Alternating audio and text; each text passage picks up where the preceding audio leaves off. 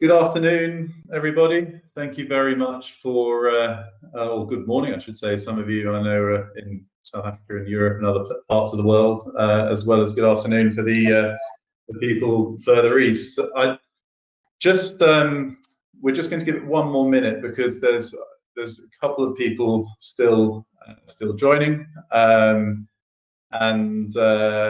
then we will get going. So if you can bear with us for 30 seconds, that would be useful. In the meantime, Nick, how are you doing? Are you well? Very good, thank you, Richard. And you're joining us today from London, is that right? London, yeah. Okay. Very good, very good. Okay, good. Well, look, let's. I think we probably just crack on. We're now people still joining, but hopefully the idea behind this today, everybody, will be a fairly short, sharp affair. My name is Richard Bradstock. For those of you that haven't met me, don't know me, I'm the managing director here at the Rpa Group. I'm based in Dubai. And sitting, well, sort of virtually across from me, of course, is Nick Harvey-Jones, who is the managing director. I think that's the correct title, isn't it? Managing director for King's Crescent Homes. So welcome, Nick. For those of you, there's looking at the sort of attendee list as people keep trickling in. A lot of familiar names, a lot of people who know us already. But I think it's worth just introducing RPA first of all, in terms of who we are, and then and setting the scene a little bit, and then we'll sort of move into the bulk of the presentation, which is of course a discussion with Nick around property, and particularly around obviously the properties that that Nick is building himself. So with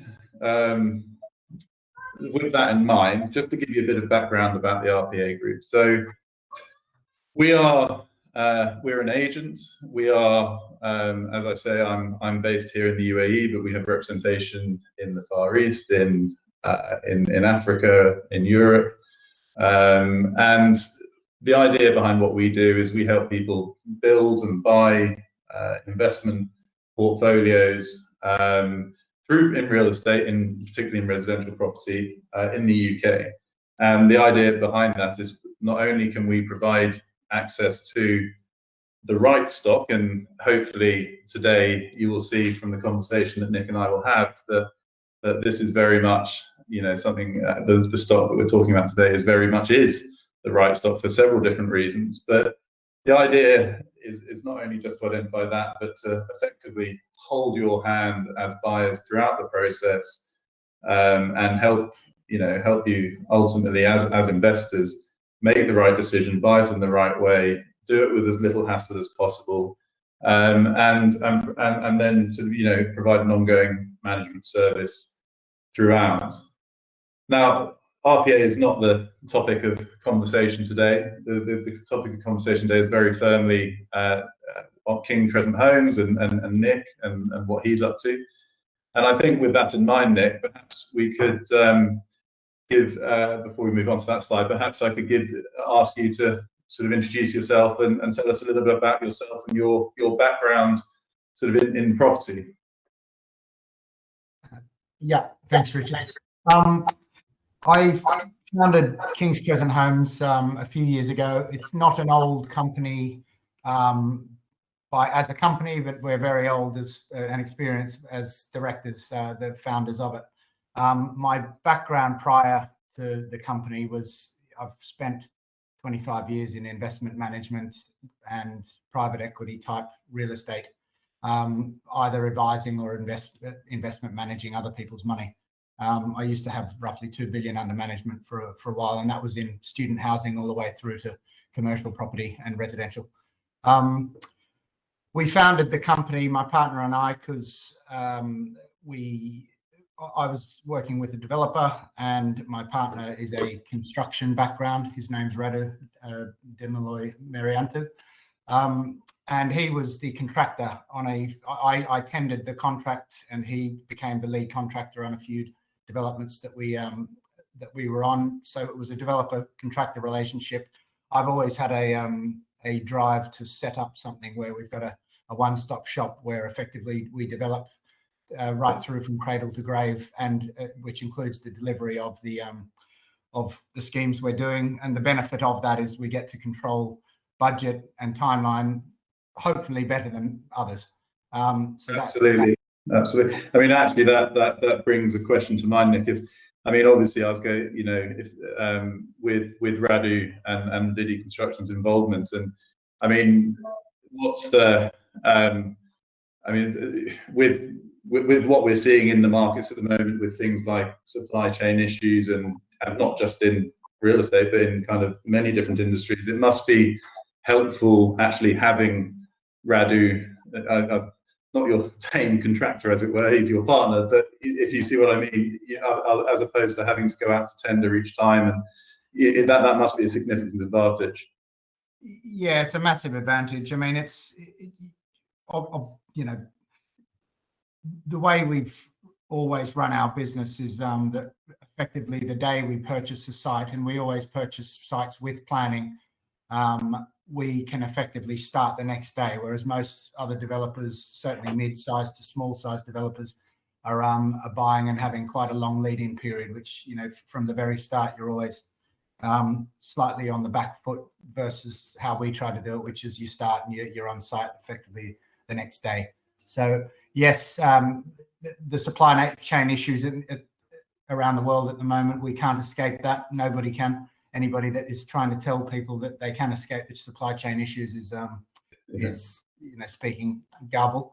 But we are trying to manage it again better than most, because if we keep control of the operations, which we have, we can hopefully deliver in a far more efficient manner, which is we're doing our best to. So yeah, absolutely. And I think that's something that has been, certainly in my experience of working in property for the last 15-20 years, but also within, particularly in the last couple of years, there are projects out there which are quite significantly delayed, and this is not the case on Copperworks, for example, which we'll come on to in a minute, as a bit of background. So with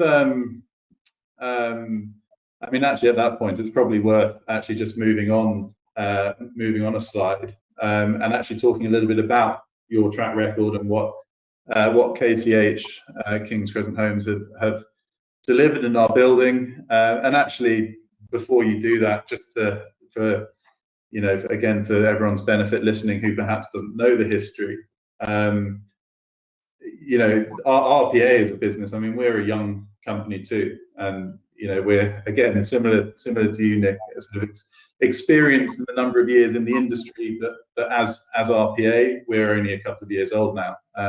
Amazing, actually, that it's a couple of years old. It's flown. But throughout the sort of the history and the sort of RPA, we've actually been very closely enmeshed with yourself and have worked on all these projects, bar the rugby development, which is on the screen there. So it's been, from my side, it's been a pleasure dealing with someone like yourself. But with, perhaps, again, in your own words, perhaps you could just give us a little bit of background on, particularly, I think the Copperworks is the interesting one, because that's the one that's handing over at the moment. This is and we'll show you some images, everybody, some images of that in a second. But this is something that is completed or completing shortly, and is of direct relevance to Scholars Quarter, given its location. So yeah, over to you, Nick. What's absolutely? Yeah, the background, when we set up probably 3.5 or so years ago, we dipped our toes in as partners. It was very much just on a joint venture type arrangement between my partner and I, in a couple of sites in Rugby. So we started with a 15-unit site, which we then got planning to increase to 21, and bought the site next door, which was 44 units. Then we, just before COVID hit, we bought the Birmingham site, the Copperworks, which was 139 units. And we really started ramping up, and it was at that time we decided to focus 100% of our energy on Kings Crescent Homes, rather than just doing joint ventures, which we were doing on Rugby at the start. So very quickly we used our ability to build capacity, which we have on the construction side, and obviously we have a very close-knit professional team to go with the construction to deliver these assets. So we've started with a 15-unit site, and Copperworks was 139 units, probably going to 160. We bought Scholars Quarter, which sits right next door. We have a habit of buying sites where if we know the market, we want to try to control the market, and we want to use all the intel we've got. You know, that's via people like Richard and everybody we deal with in these micro markets. We try to really take advantage of that intel. And so Scholars Quarter being 100 units right next door to the Copperworks, we know that market, I would say, better than any. We've done the same thing in Ashford down in Kent, which is a 400-unit site. Again, it's a phased site, which we're doing very well at the moment. Richard's doing very well on that as well. And we've recently bought something down in Hove, again, 150 sites where we can really try to control the market down there. So everything we're doing, we're trying to hit a level of scale where we can use our economy scales in the delivery phase, but also we can, you know, go out and really try to make a difference to the market we're in. Because if you're doing small schemes, you're effectively following everybody else. If you get to a larger capacity scheme, you can really drive a market. I don't know if now's the time, but focusing on Jewellery Quarter, Richard, or yes. do you want us to come back to that? No, absolutely. I mean, I think actually it's a logical. What I was going to say is we can skip back to the Copperworks actually, but it's a good opportunity to just talk about the location, because it's something you were just saying there. It is quite interesting because, and if I may, hopefully everyone can see my cursor, but this is the site here for Scholars Quarter. We obviously highlighted the vacant site there. Now this image is it must be a couple of years old now, Nick, because the site next door that we've briefly talked about already, the Copperworks, where this yellow crane is the one that's essentially handing over between now and really, I suppose, April stroke May. I would think, Nick, if that's right. In fact, that bit of dirt going down the side of Scholars Quarter is ours as well, which is effectively almost finished. So yeah, absolutely. But what's really interesting about this, in terms of those, you know, the kind of micro locations within and controlling the market, what's really interesting about this is that, you know, as far as the Jewellery Quarter goes, and we will come back to this, but as far as the Jewellery Quarter goes, I mean, from a location perspective, where the Copperworks and Scholars Quarter and the new schoolhouse are, you know, it really is probably the best location in terms of being able to walk into the centre of Birmingham, being able to access, you know, these financial hubs where PwC and Barclays and Goldman Sachs and all these major names are coming in. So it is quite interesting how much just that sort of pocket of the Jewellery Quarter is being transformed just by your efforts alone, really. Absolutely, yeah. I mean, do you add anything to that, Nick, before we go back to the Copperworks? Yeah, I mean, the Jewellery Quarter is, I don't know how much everyone knows about Jewellery Quarter. I'm a bit of a research geek about these sort of things. So the Jewellery Quarter, what you can see there, effectively, you're looking at the entire Jewellery Quarter. It's not a large area of Birmingham. And it's the entire of Jewellery Quarter, which is literally 5 minutes down the road from New Street Station. And Jewellery Quarter, the entire thing is a conservation area. So what you've got in the Jewellery Quarter is an extremely captive market, which is right next door to the city centre. And with any captive market, Jewellery Quarter, you've got effectively a circle going around it, which makes it a very tight market. And it's not just tight going around it, it's tight going in height, which is what most people don't know unless you're a developer and, you know, someone that follows planning policy, which probably nobody on this call is. But because Jewellery Quarter is a conservation area, they effectively limit the average height of buildings to about 4 floors. So if you've got a capped market going up and a capped market going out, and it's right next to the city centre, you've effectively, in my view, and it's also fundamentally the coolest place in Birmingham. So all those towers sitting behind in the background that you see, that's Birmingham city centre, and they're trying to build up in order to build density. But Jewellery Quarter effectively stands as this very cool, the place that everybody lives, but also an extremely captive market where supply is heavily restrained. And given that we're in there with building 250 units, it's a place where we think is an extremely good place to go to be building. Absolutely. And look, we're, as RPA, we're, and most people on the call will be aware, but what we're trying to help with is the investment angle for, particularly for overseas expats, or not just expats, overseas non-UK residents is probably a better way of saying it, who are looking to build wealth through property. And this is all the kind of the basic hallmarks of an essentially good investment, in the sense that, exactly because of what Nick is saying, that cap in supply will ultimately drive prices up, because it genuinely is the coolest part of central Birmingham. It is the most desirable prime sort of residential district, in central Birmingham. So from that perspective, given that lack of supply, there are various predictions out there. Savills, JLL, they're all quoting 24, 25, 26% growth over the next 5 years for Birmingham. And in terms of capital values, and the Jewellery Quarter will be at the forefront of that, in my opinion. But just before we move on, just on to Scholars Quarter in a bit more detail. What I'd like to do now is just talk a little bit about the Copperworks, because again, this has been, it's right next door, but the first units are handing over.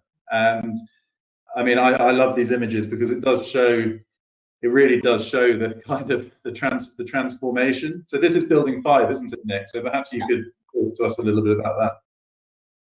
Yeah, so the Copperworks is it's a site which was amalgamated by the previous owner of 9 blocks, effectively. 6 of them new builds, 3 of them conversion. What you're looking at here is block B5, which is one of the main conversions. The thing with Jewellery Quarter being a conservation area, you've got a lot of historic buildings or listed buildings. So on the Copperworks, there's 3 historic or listed buildings, and that's pretty consistent with the whole of the Jewellery Quarter, in that they like to list buildings or treat them as historic from a planning perspective. And that really goes back to the design coordination of Birmingham Council, is particularly focused on the Jewellery Quarter, because they want to retain the heritage. So even on new build buildings, you've got, you need to be extremely sympathetic with the surrounding heritage buildings, which is such as the one you're looking at now. I know for essentially COVID reasons, I've not managed to get back and actually have a look at the show apartment that is there. But again, it looks fantastic, and I know that the feedback from people who've seen it has been very strong. And so, it really, again, I think ultimately it's quality accommodation, desirable accommodation. Again, I mean, is there anything that you'd like to pick out with these, Nick? Or look, the only thing from the pictures you're seeing is, we as a developer, we try always to be at the premium spec of affordable areas. So it's no different on Copperworks or Scholars Quarter, that we always go to areas where we consider them affordable to an end user. But we always try to put a premium spec for the affordability that people are buying into, which is what you're seeing now. I would say our spec is better than most of the spec that around us. Yeah, no, absolutely. All the markets we're in. Yeah, no, well, it's as I say, I've not managed to see it myself thanks to the bout of COVID, but I know the feedback's been very, very strong. Again, I just thought, we're sort of spending a lot of time in Birmingham today, but again, for those of you that aren't familiar, I think it is worth just highlighting from a sort of high level overview as to why Birmingham is is right up there. I mean, it's literally in terms of the updated predictions that have come out. I mentioned just now in the last sort of month or so, the Q1 sort of reports that Savills and JLL and so on have issued. Birmingham is right up there in terms of expected growth, and essentially it's being driven by the future increased connectivity because of HS2, but actually more to do in the immediate future, I think, with the number of companies like the Goldman Sachs, the BTs, the HSBCs, who have all relocated from London to Birmingham, or significant numbers of their employees to Birmingham, and this is creating a demand for quality housing. I think it's also fair to say, Nick, that certainly I remember going to play rugby in Birmingham 20 years ago, and some nights out, and it wasn't great, central Birmingham 20 years ago. But but today, I mean, it has transformed, and the Jewellery Quarter is at the forefront of that. I agree. I mean, I think I'd just add, I mean, I don't know how much the people, I know there's a lot of overseas people on this call, but 45 minutes effectively makes Birmingham a commuter town, because an example is getting from Birmingham to Euston in 45 minutes is not actually that different from getting from Chelsea to Euston in a similar amount of time. And Chelsea and Euston are both in Zone 1. So it brings it in as very much a commuter's town, and also a commuter town from London to Birmingham, because a lot of these companies are moving their headquarters or big offices to Birmingham because the office rent is so much cheaper. Therefore, there will be a travel from people going from London to Birmingham as well.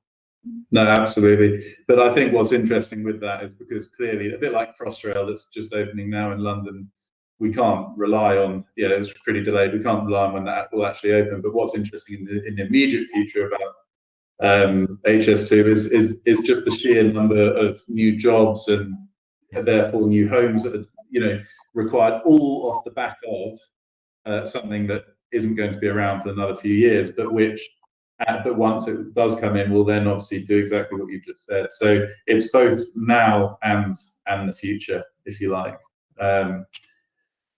I think sort of aiming, I'm very keen to take some questions as well.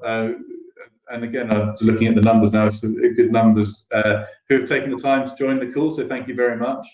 I would encourage you, if you can, there's a Q&A, there should be a Q&A option for you in the on the left of your screen. And so if you have any questions at any point, please do feel free to put them in. I see a couple have come through already, so thank you very much for that. So to move on to Scholars Quarter particularly. So again, perhaps Nick, we could start with the background to the site. I mean, what was it before? Yeah, we bought it off the University of Birmingham. University College of Birmingham, and it was one of those situations where we looked at this bare site of land sitting at the top of the hill, which frankly it's a beautiful site because the topography effectively goes straight down on the site, and you can see straight to the south where the sun comes in. It'll be a sloped development where you'll get views of, certainly from the top, views of Birmingham. So we sort of looked at this site sit bare for a couple of years while we owned the Copperworks, and nothing was happening on it. So we kept being annoying to the neighbour, trying to get a deal, but eventually after a couple of years, we got what we wanted. And we think it's a great, it's designed by a company called D5 Architects. We're not using that for the implementation, but there's two main architects in Jewellery Quarter, and as I said before, the head of design for Birmingham is extremely focused on making sure everything is designed well, especially in the Jewellery Quarter, and D5 happens to be one of the two main architects of the Jewellery Quarter, and in fact Birmingham. So they've done a great design here, and it's a very nice scheme in our opinion, and a very good mix of 1s and 2 beds, which appeals to the market.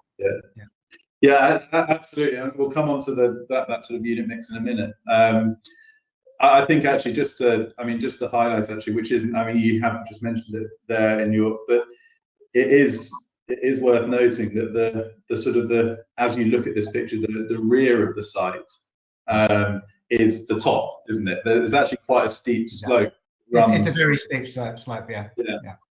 Yeah. So what that does do is it means that there are some really kind of quite premium units, which will have some really interesting views across Birmingham and so on. And again, we'll sort of highlight those in a second. I mean, one thing I particularly like about this site is if I just move on to this image, is the kind of the sort of sense of community that it will, I think, engender. So, I mean, you've got three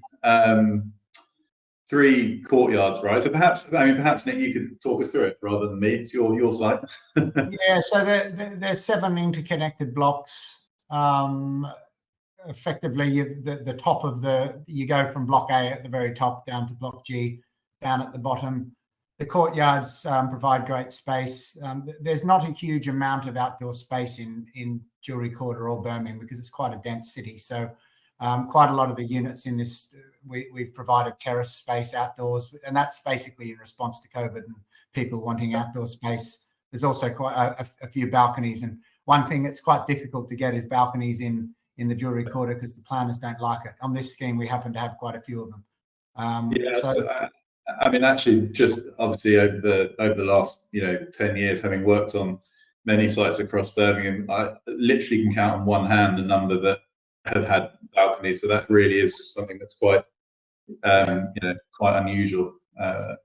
Exactly. But as you say, Richard, we love the design in that it's not a co-living. I don't know if anybody's aware of the co-living sector. It's not that, but it feels more like that in its community sort of feel. And that probably harks back to the fact that the University College of Birmingham were going to use it as a type of, not a student housing, but an older postgraduate co-living type place. But yeah, absolutely.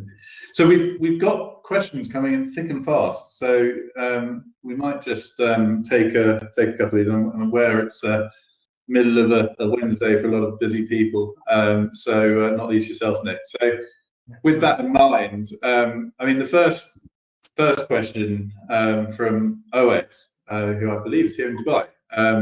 Thanks for joining. So he's asked about Jewellery Quarter compared to, in your view, and I can then sort of add to that myself, but Jewellery Quarter compared to other parts of central Birmingham, how do you think it compares? How honest can I be? Be completely honest. I would. It's Jewellery Quarter. I compare it to sort of Shoreditch in London. It's a cool area. It's a place where you get your suits that want to go there and live and be cool. It's young professionals. It's got that sort of feel. It's a heritage sort of feel. So people will look at other regen zones in Birmingham like Digbeth and maybe fall foul of comparing the two.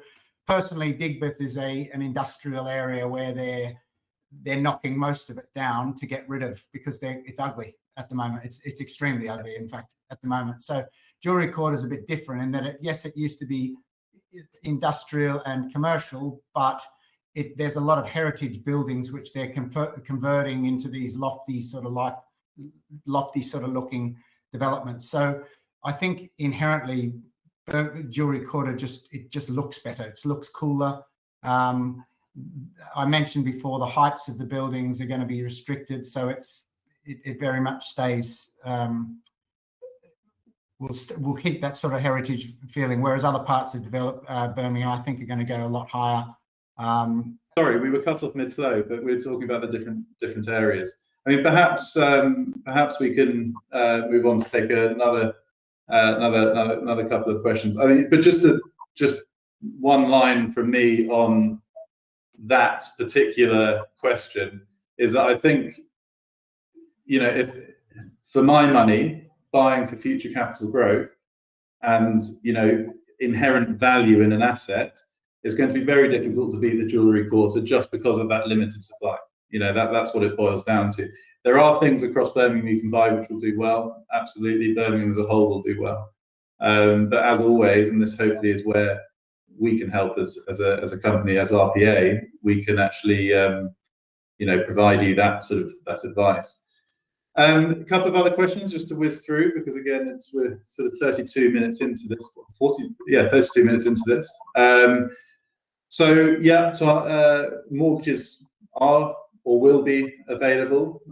We have, as part of the service that RPA provide, we can recommend you to partners on the mortgage front. We can help you manage that process, and as long as you have the ability to obviously support that mortgage to some degree, regardless of where you are. Certainly, with most of the people on this call, I would imagine that mortgages are available. However, it is always subject to status. Anybody from nationality perspective? We've got another question there. Anybody from a nationality perspective can buy. What else have we got here? So, Nick, a question from Johnny in Dubai. How do you fund these developments? Because I know from my side, having worked on previous sites where funding has been an issue and therefore developers don't deliver or deliver late. Obviously, one of the reasons we like working with you is you are funded. So perhaps you can tell us a little bit about that. Yeah, all our schemes are funded by pretty prominent senior debt funders in the market. I know what you're insinuating with some other previous developers where they've effectively gone awry. We don't do any of that, and in fact, if we don't finish on time, we get punished effectively by our funders. So the way development financing is structured is that you are fully funded by the bank that is lending you the money, and we put in the remainder of the equity. We don't leverage to stupid proportions. We very much moderate loans, and moderate loans which, if we are late or if we go into cost overrun territory, we are just as aligned as anybody else to get it finished, because we effectively will lose out. Absolutely. Yeah, absolutely. So I think at this stage, if I just move on, so this is a question, this is a slide that will hopefully, hopefully answer quite a few people's questions that are coming through, just in terms of what rents are expected, what prices and payment plans and so on. So this is, prices here, one bed, that particular unit's actually sold, but prices here start from just under £200,000 for one beds, and two beds from 281 and go up to 350, which is a sort of big two bed with a terrace overlooking, have fantastic views over central Birmingham. In terms of builds, where you're estimating Q4 2023, which what that means from a payment perspective is that it would be a 20% now, 80% on handover, of which, of course, we would help you, if you wish, as a buyer from a mortgage perspective, fund that as well. So, and again, just another question here. You're on site. I've seen some photos. I know you're on site, but where have you got to at the moment? Yeah, we're on site doing foundations at the moment. We're building steel. It's a steel frame construction method we're doing at the moment. So we're doing the foundations at the moment, and the steel frame should be starting to go up in a few months. So the nature of this sort of construction method is it goes up quite quickly, and then you cover it effectively. So we should see some tangible changes to the development in sort of the middle of this year. We would say it'll start looking like a real development. Very good. Yeah. Well, it's always, I mean, it's a sort of a basic thing, but it's very encouraging always to see it moving, right? Good to start. From a rentals perspective, we'll just do, I think, a couple more questions. What I would love to suggest is that, if you are, for those of you that have stayed on the call, I very much appreciate it, despite our technical issues. For those of you that still are on the call, and if you are interested to learn more about that, that we can set up times to chat one-on-one, with you and go into it a little bit more detail. But the rental question has been asked 2 or 3 times, so let me answer that. I mean, actually, what's quite interesting from a rental perspective is that the ERV, the estimated rental value that you can see there on the right-hand side of the screen, £825, sort of approximately for the smallest unit, up to £1,400 for the largest. I mean, these were numbers that we got quoted back last summer, I think. And what's interesting about that is that over the last, literally in the last 6 to 9 months, the rental prices in Birmingham, and I know this because of other sites that we've been involved in, which are completing now, and I'm sure we'll see the same on the Copperworks, is that the numbers we're quoting there, I think we're conservative.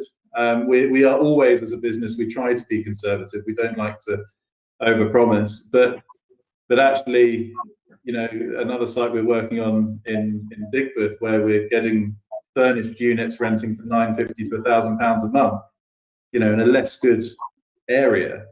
I would expect. So I think the numbers quoted there are probably erring on the side of caution from an investor's kind of numbers point of view. And so with regards, sorry, I've just noticed on the questions, I've just been told there's still a couple of technical issues in terms of the way that the slideshow is presenting. So again, I sincerely apologise. I'm going to have to get the team to work some magic in the recorded version, and we will disseminate something that looks perfect. Is a couple of questions perhaps we could take just before we close off.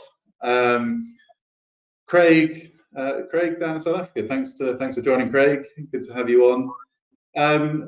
Sort of a couple of questions which are sort of linked, I guess, in a way. What in your view makes King Crescent Homes unique, or what makes you, I suppose, a market leader? But also, are there any other types of opportunities or locations perhaps that you see, whether that's apartments or different types of dwellings, or where do you see the opportunities lying? Quite a long question, that. So the King's Crescent Homes question. Well, of course, I'm going to say that we're the best thing since bread, but I think the fact our platform set up, and the fact that we effectively control a hell of a lot in house, being construction, cradle to grave, right from planning through to sales. We have a huge amount of control in house, and we have a very small group of advisors and consultants, Richard's company being one of them. So, if we do a bad job, there's a lot of people that can point the finger at us. So we take, so it protects our risk on delivery, but it also, the control of actually our reputation is also with us. So I think that does genuinely set us apart from certainly a lot of mid-sized developers, because most mid-sized developers don't have in-house construction, for instance.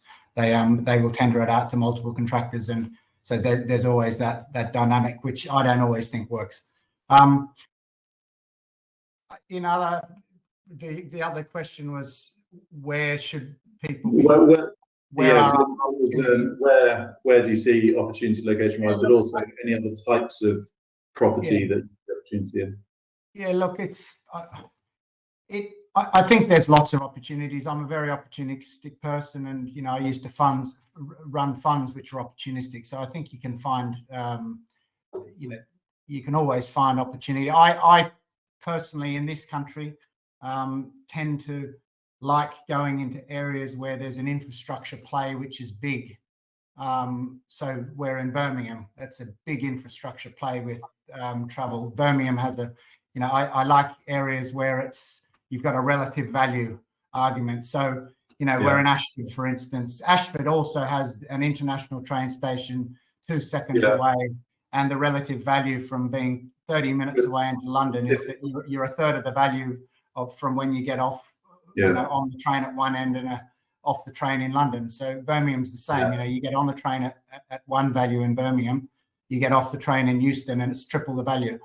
Yeah. You know, I like relative value sort of plays, and especially where infrastructure is at the heart of driving that value upward. And that I also think obviously COVID's brought a lot of fundamental structural changes to the way people live, or certainly the approach of people to live, and that's not always to be in the centre of London. So, you know, if there's a connected places where there's connectivity to central London and it's fast, people don't necessarily have to be in central London, which, you know.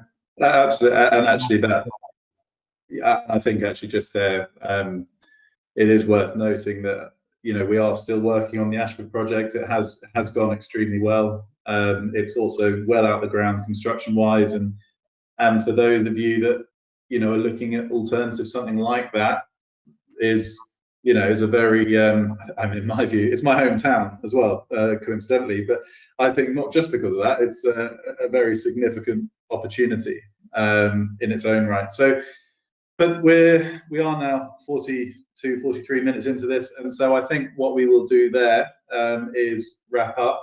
So thank you very much to everybody who has attended. Thank you, Nick. It's been a pleasure talking to you. I do apologise for leaving you hanging for a couple of minutes there in the middle, and apologies to everybody else.